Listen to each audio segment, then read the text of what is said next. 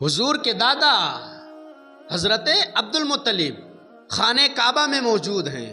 صحن کعبہ میں چند لوگوں نے آ کر کے کہا کہ اے عبد المطلب، کیا یہ مکہ کا دستور نہیں ہے کہ کسی بیوی کا شوہر انتقال ہو جائے تو 1 برس تک اس کو اپنے شوہر کا سوگ منانا چاہیے؟ تو حضرت عبد المطلب نے کہا کہ ہاں، یہ تو دستور مکہ ہے، ضرور منانا چاہیے۔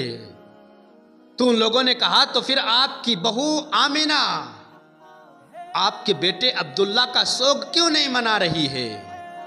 حضرت عبد المطلب نے کہا تم کیسی باتیں کر رہے ہو؟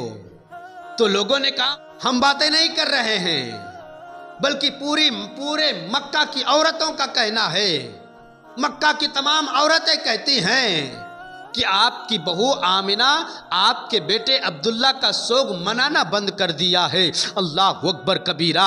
جب حضرت عبد المطلب ان باتوں کو سنتے ہیں، سننے کے بعد میں آپ کی نگاہیں جھک جاتی ہے، آپ کا سر جھک جاتا ہے، اور آپ گھر پر تشریف لاتے ہیں۔ دروازے پر جیسے ہی پہنچتے ہیں، آپ اپنی جوزہ حضرت فاطمہ کو دیکھتے ہیں۔ فاطمہ کو دیکھنے کے بعد کہتے ہیں کہ اے فاطمہ، جا کر کے آمینہ سے پوچھو کہ آمینہ میرے بیٹے عبداللہ کا سوگ منانا کیوں چھوڑ دیا ہے، میرے بیٹے عبداللہ کا سوگ منانا کیوں بند کر دیا ہے۔ اللہ اکبر کبیرہ۔ حضرت فاطمہ کہتی ہیں کہ میں یہ بات نہیں پوچھ سکتی ہوں، آپ خود جا کر کے پوچھ لیجئے گا، کیونکہ میں نے ایک معاملہ اور دیکھا تھا، اس سے پہلے ایک باتیں اور دیکھی تھی، اور جا کر کے میں نے آمینہ سے پوچھنا چاہا، اور جیسے ہی میں نے آمینہ کو بلا کر کے کہا کہ اے بیٹی آمینہ، جیسے ہی میں نے لفظ آمینہ کہا تھا تو حضرت آمینہ کے پیشانی سے ایک نور ظاہر ہوا، اور وہ نور میرے پیشانی میں آیا، یہاں تک کہ میں بے ہوش ہو کر کے زمین پر گر گئی۔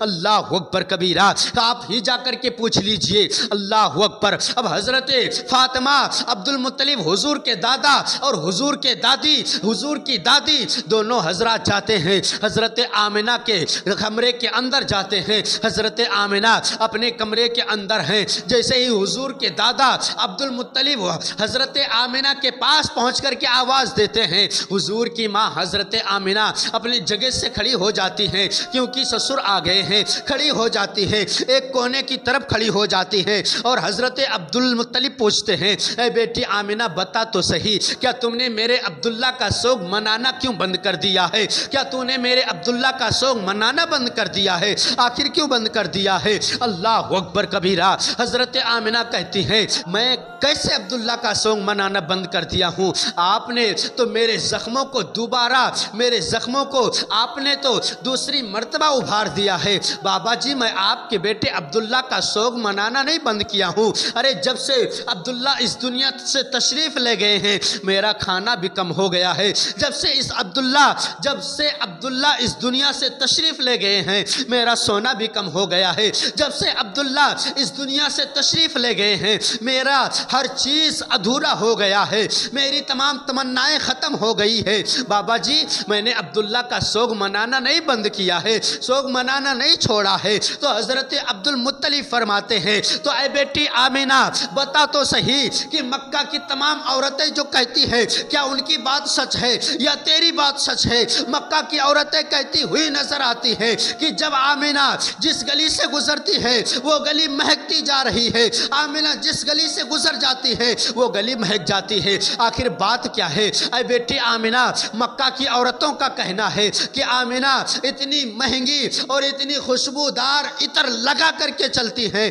کہ وہ اتنا زیادہ خوشبودار عطر کوئی امیر زادوں کے گھروں میں نہیں پایا جائے گا۔ اے بیٹی آمینہ بتا تو صحیح ماجرا کیا ہے، بات کیا ہے؟ کیا مکہ کی عورتیں جھوٹ کہتی ہیں؟ کیا مکہ کی عورتیں غلط کہتی ہیں؟ آخر حقیقت کیا ہے؟ حضرت آمینہ نے جواب دیا تھا اور کہا تھا کہ بابا جی اگر آپ جاننا چاہتے ہو تو جان لو، میں نے چند جن دنوں سے ایک راز اپنے سینے میں چھپا کر کے رکھی تھی، لیکن اگر آج آپ نے پوچھ لیا ہے تو میں ضرور بتاؤں گی۔ ارے جب سے آپ کے بیٹے عبداللہ کی امانت میرے شکم کے اندر آیا ہے، جس گلی سے گزر جاتی ہوں وہ گلی بھی مہک جاتی ہے، جس دیوار کو پکڑ لیتی ہوں وہ دیوار بھی مہک جاتی ہے، جس جس دیوار کو پکڑ لیتی ہوں وہ دیوار بھی مہک جاتی ہے، اور جس بستر پر لیٹ جاتی ہوں وہ بستر بھی مہک جاتی ہے۔ اللہ اکبر کبیرہ۔